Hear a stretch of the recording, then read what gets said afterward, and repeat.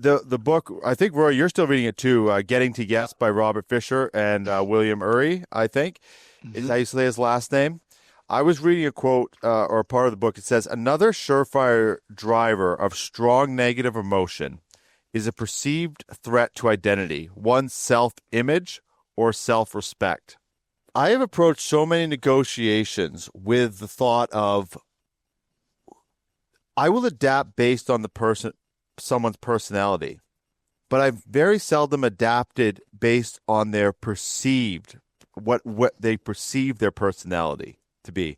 For example, someone who's quite aggressive, quite often they will perceive themselves as very reasonable.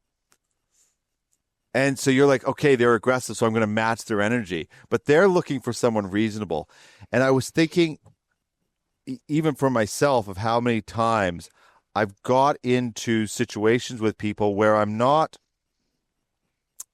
perceiving how they perceive themselves. And all of a sudden you're actually threatening. And if you think of somebody like, let's say, someone who thinks of themselves as strong and you make them feel weak, or someone who thinks of themselves as reasonable and you make them feel like they're being hard on the negotiations, you're threatening a core value they have. Even if they don't live up to that value, that's a pretty core value that you're actually threatening for them. So I thought that right away. I've got some other thoughts on it, but I just want both your initial thoughts on that. I see Roy's making notes. Yeah, I'm a note maker.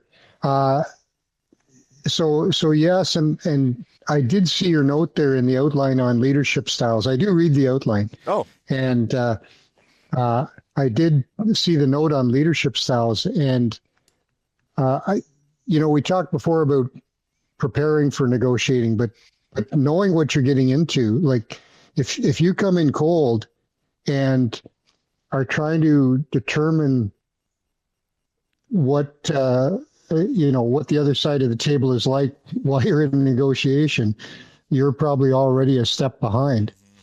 But like you say, Jerrod, if you've got a feel for, that individual, then you can adapt to it. What I usually do, and I'll give you an example. I won't name the project, but the executive or the project director I was dealing with, he had a totally opposite management style to me, and it was very clear. And I had people warn me about him.